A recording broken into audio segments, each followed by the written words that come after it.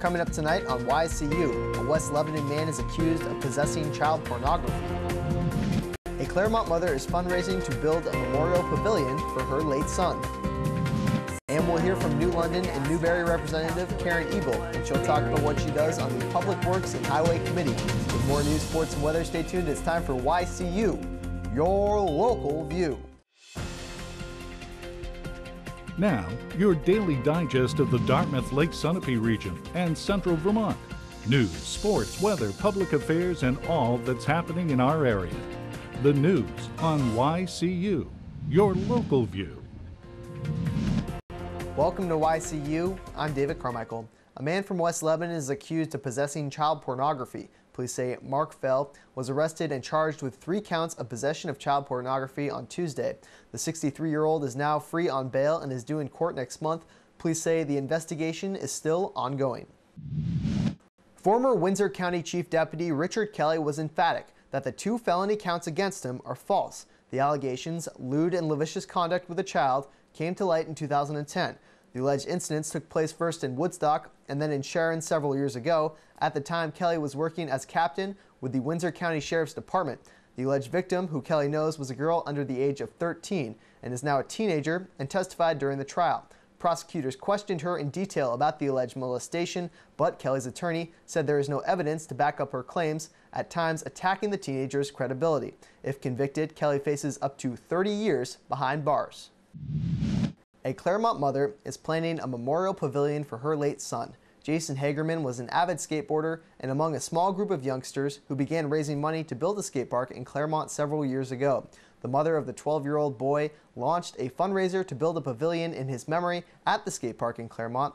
The Pizza Hut on Washington Street has agreed to donate a percentage of its sales between 5 and 8 p.m. on April 1st toward the fundraising goal of $15,000 for the pavilion project. Hagerman died in an accident just 2 months before the Claremont skate park opened. Claremont's downtown will soon be home to a retail gun shop, with the owners eyeing a May or June opening. The shop will be located on Summer Street next to the Elks Club and will soon offer a full range of firearms, ammunitions, and other shooting supplies. The store is also being outfitted with a security system that needs to be approved by the Federal Bureau of Alcohol, Tobacco, Firearms, and Explosives before it can operate. Gun sales have taken off in recent years, according to data collected by the FBI. The number of firearm background checks started to average more than 1 million a month starting in 2008. In the first 2 months of this year, there have been more than 2 million each month. New Hampshire's House has voted to raise the tobacco tax 20 cents, a dime less than Governor Maggie Hassan counted in her budget. The House voted 193 to 167 yesterday to raise the tax $1.88 per pack of cigarettes, which brings in $10 million per year. Even with the increase, New Hampshire would have a lower tax than neighboring states. Opponents argue it nevertheless put New Hampshire at a competitive disadvantage in attracting cross-border businesses. The proposed increase would apply to all tobacco products. The New Hampshire State House is scheduled to vote today on a compromised voter identification bill. The legislation still requires voters to show photo ID before obtaining a ballot, but allows a wide range of IDs, including student IDs, that were allowed during the 2012 election. Governor Maggie Hassan is expected to sign legislation today aimed at helping small businesses expand and improve their products. The bill would make the 5-year-old research and development tax credit permanent and double the credits available to $2 million. The Vermont State House has given preliminary approval to a transportation budget bill that would raise the gasoline tax to help pay for road and bridge repairs.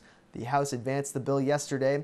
It would raise gasoline taxes about 7 cents per gallon to about 33.6 cents per gallon by 2015.